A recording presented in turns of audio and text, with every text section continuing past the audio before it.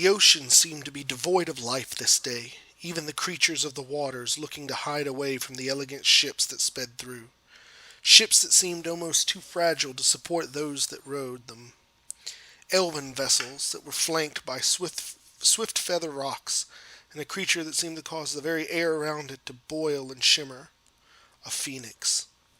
The land-bound ships quickly made land, and from their depths the Asur came surging outward, though these elves seemed less orderly than those that many were used to dealing with.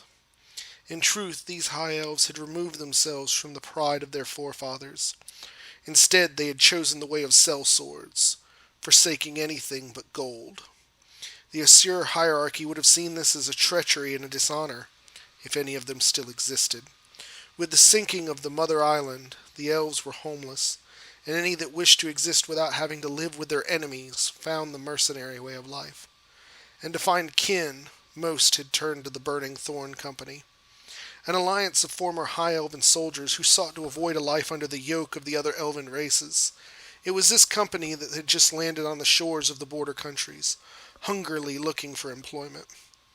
"Lieutenant, send our emissaries to any they can find," called an elven man clad in golden armor, and riding atop an immaculately kept warhorse.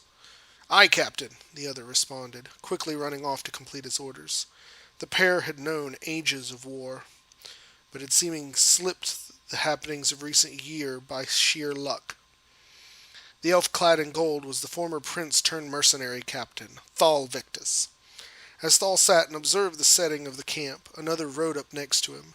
This one a female, notable by the extreme slender frame and light voice. "So soon to work, are we?" she questioned, a wickedly coy smile gracing her face.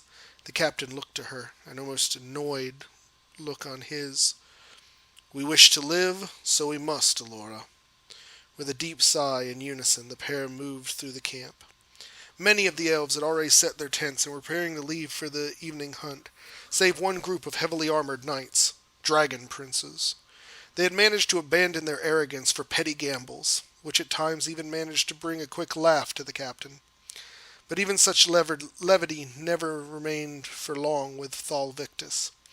After all, he had once been a highly honored prince. But that was before Asurian, their chief deity, had appointed dark elven scum as king. That day had marked the end of the prince's loyalty to the crown, and it was by the grace of such abandonment that he and his people had managed to avoid being caught in the sinking of Ulthuan. For their survival, those under him had continued to follow his leadership, declaring absolute loyalty to him.